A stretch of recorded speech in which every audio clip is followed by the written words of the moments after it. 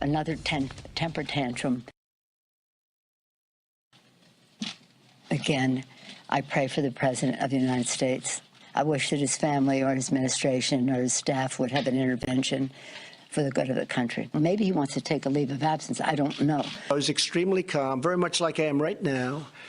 And it was sad when I watched Nancy all moving, the movement and the hands and the craziness. And I watched it. That's, by the way, a person that's got some problems. I'm an extremely stable genius. The movement and the hands. This week's sniping between the two of them, Trump and Pelosi, proved to be too much even for the hosts of The Five on Fox News, the president's cable network of choice. Think about how lucky all of us are to be alive at this moment. Things are so good that two of the most powerful American politicians are in a roast, a public roast. Washington is, by and large, a pretty deplorable place for this very reason. And I think a lot of people watch this and they think they're both nuts. It's like two people over 70 accusing each other of being mentally deficient.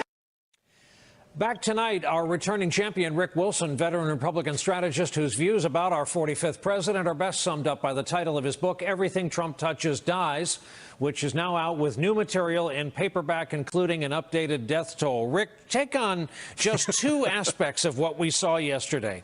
Number one, the ritual of watching our president call his senior aides forward, including Larry Kudlow, who had to limp forward on a cane to praise him and speak to his calmness. And number two, the president caps the day by redistributing on Twitter a doctored video of the Speaker of the House.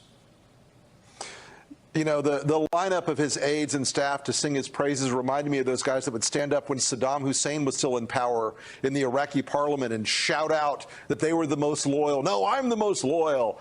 And it was the kind of display you see in some sort of third world autocracy. And it's unsurprising, though, because it's obvious that Trump went in that room and lost his damn mind and basically ran out of there after having a stompy foot hissy fit and embarrassed himself in such a way that it acknowledged for Trump deep in his heart he knew that Nancy Pelosi had owned him and owned him hard. And this distribution of the modified video, on the one hand, it's sort of a pathetic example of how silly and small this White House is. On the other hand, I think it's a preview of something very disturbing and very troubling, and that is that they want to diminish the value of truth in our political space. They want to break down the value of fact and truth as much as they can. And Trump knows with 60 million people out there, a certain percentage of those folks that follow him on Twitter would believe him if he said that Nancy Pelosi was an alien lizard creature. And so they will follow his lead on those things, and he knows that very well. And it shows he has no compunction about lying and using, propaganda techniques that are far outside the mainstream of American political discourse. Let's talk about the arc of Jerry Nadler, who in this studio last night with Rachel almost casually mentioned that he expects Mueller to deliver an opening statement on camera and then go behind closed doors, give testimony to House Judiciary, a transcript of which we will be able to read. Hours after that, Jerry Nadler shows up with Mayor de Blasio at an event in New York City and becomes visibly and obviously unresponsive for quite some time. Medical attention is rushed in. He's rushed to the hospital. He insists he's fine. 71-year-old chairman of House Judiciary.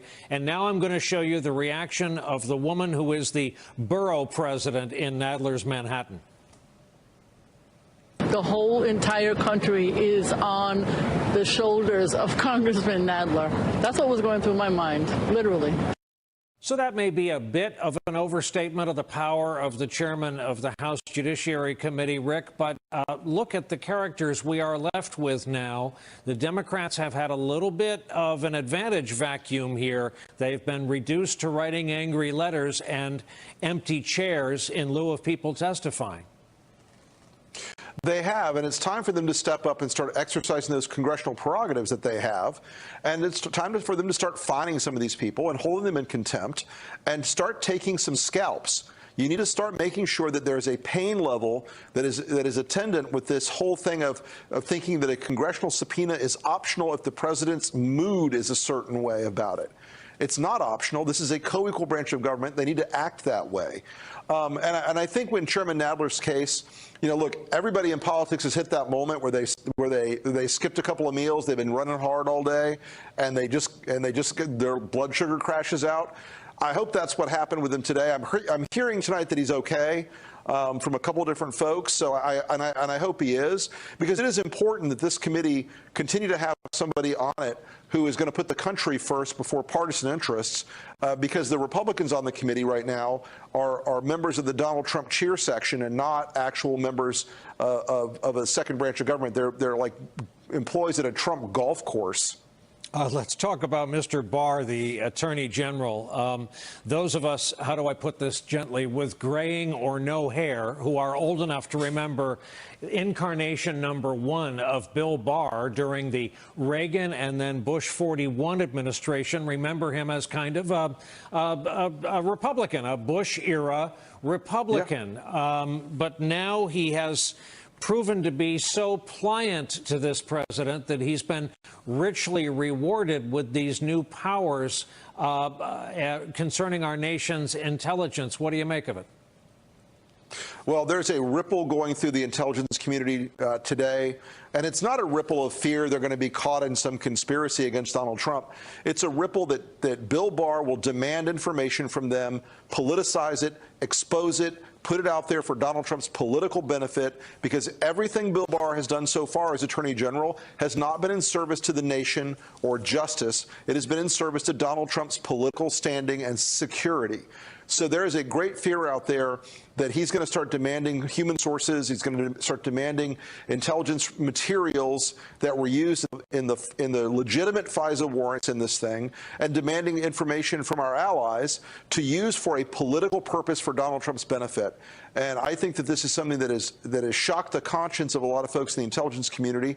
And I'm hearing it's actually got some trouble, some pushback coming from his own DNI tonight, that this is a bridge too far in terms of giving a political hack like Bill Barr the keys to the intelligence kingdom in order to serve Donald Trump's reelection campaign.